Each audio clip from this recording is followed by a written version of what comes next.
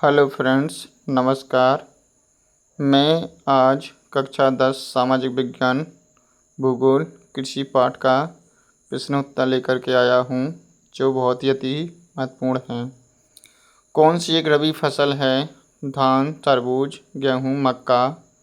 तो इनमें से गेहूँ क्या है? रबी फसल। नेक्स्ट क्वेश्चन देखते हैं।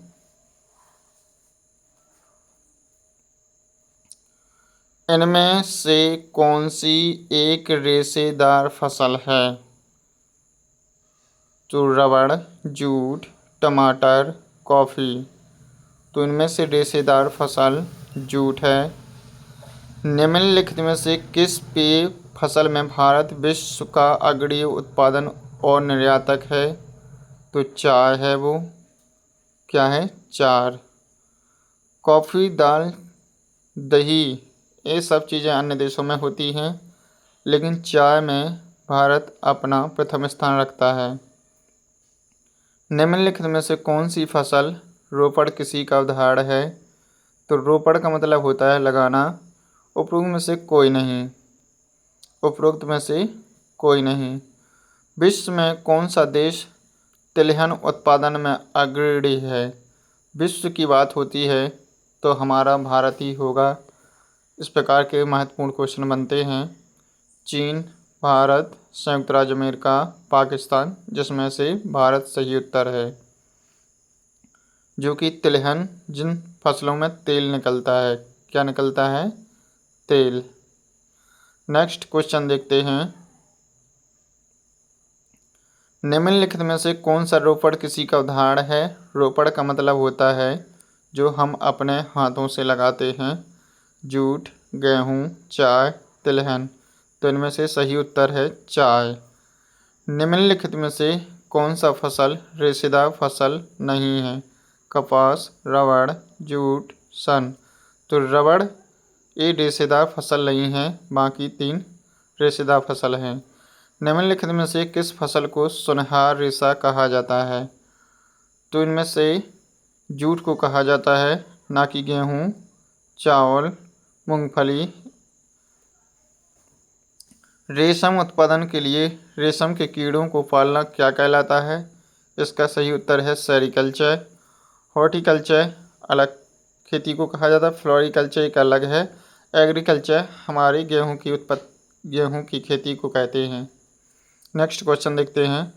कौन सा देश विश्व में फल एवं सब्जियों का सबसे बड़ा उत्पादक है? जब कक्षा 10 में विश्व की बात पूछी जाए तो भारत ही होता है। अब हम देखेंगे भारत की 4 रबी तथा 4 खरीफ फसलों के नाम लिखिए। उत्तर है रबी गेहूँ, चना, जौ, मटर, सरसों आदि।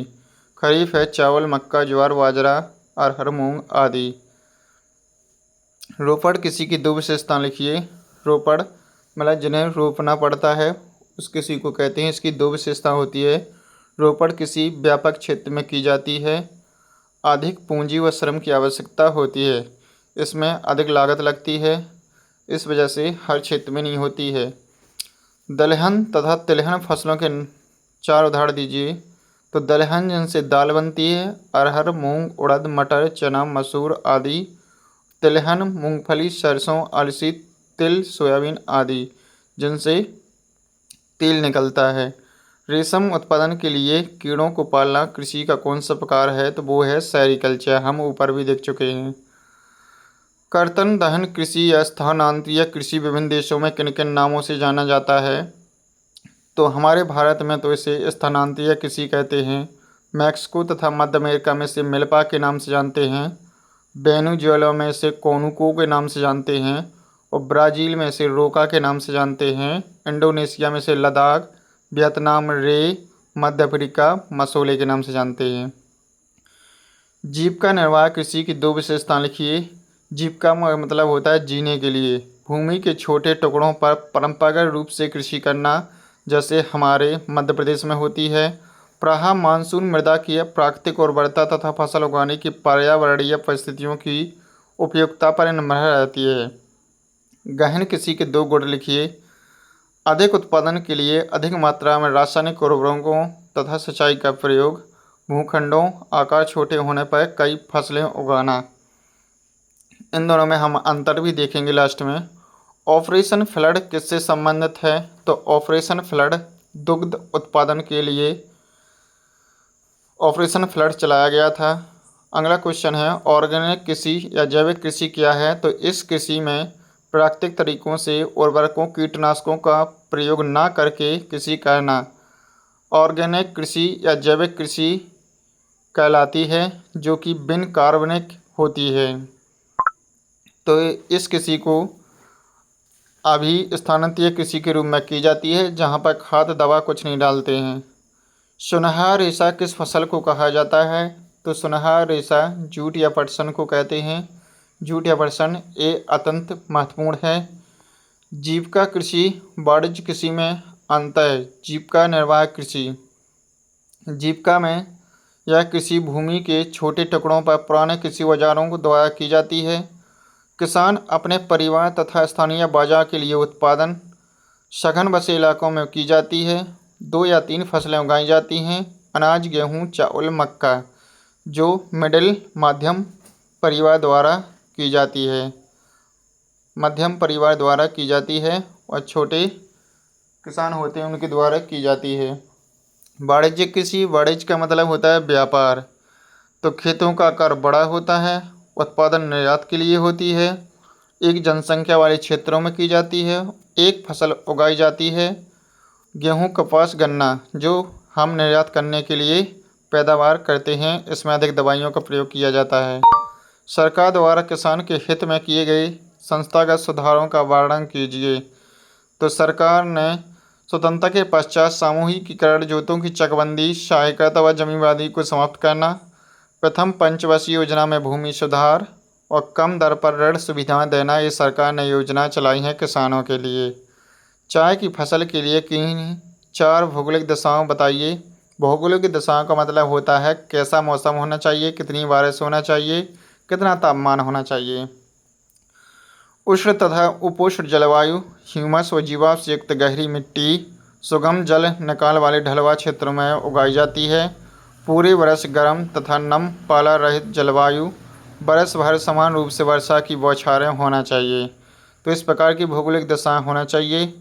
रबड़ एवं मक्का के उत्पादन के लिए आवश्यक भौगोलिक दशाओं का वर्णन कीजिए।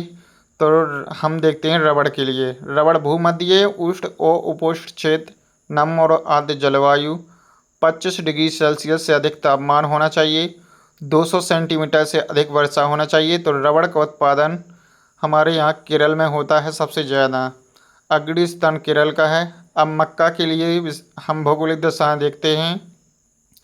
21 डिग्री सेल्सियस से 27 डिग्री सेल्सियस औसतन तापमान होना चाहिए, 50 सेंटीमीटर से 100 सेंटीमीटर वर्षा होना चाहिए।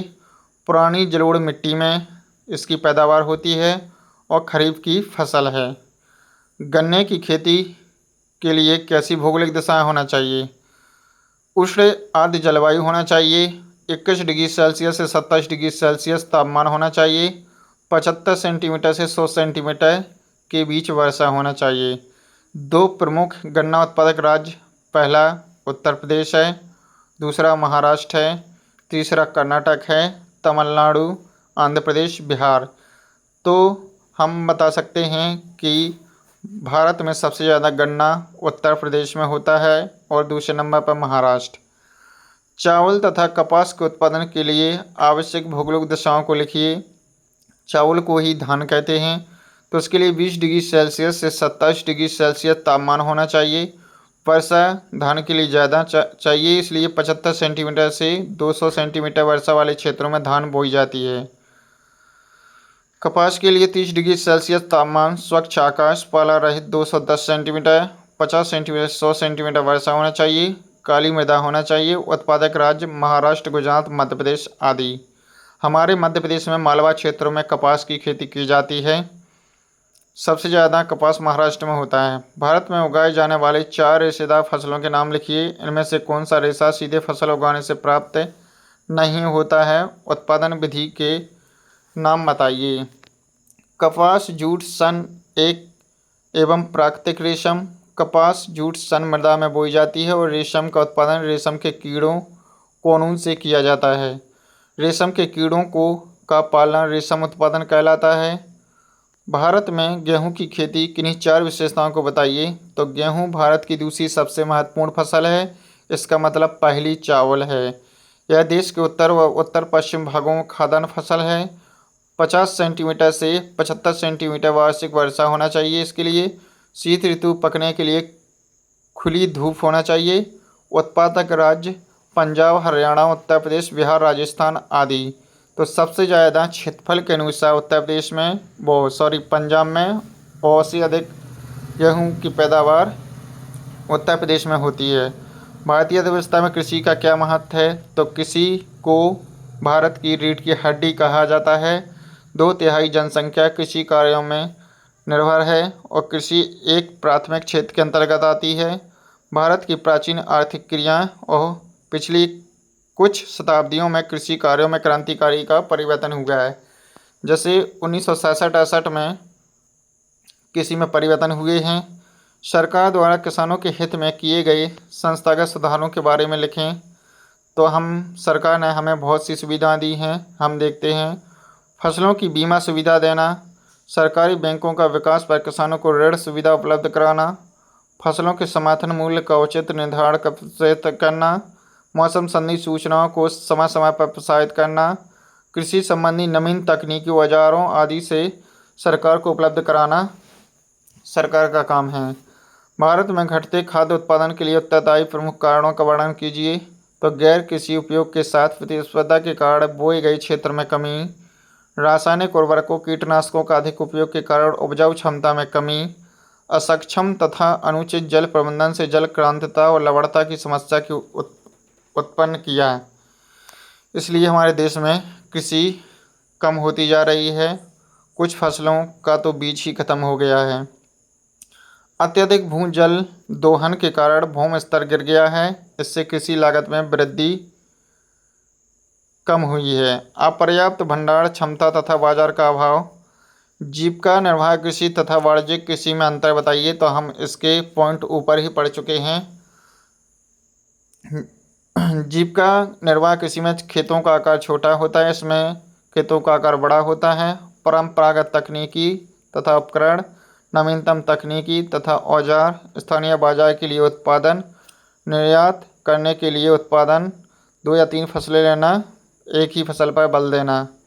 धन्यवाद। अगर ऐसे और वीडियो चाहिए तो लाइक कीजिए।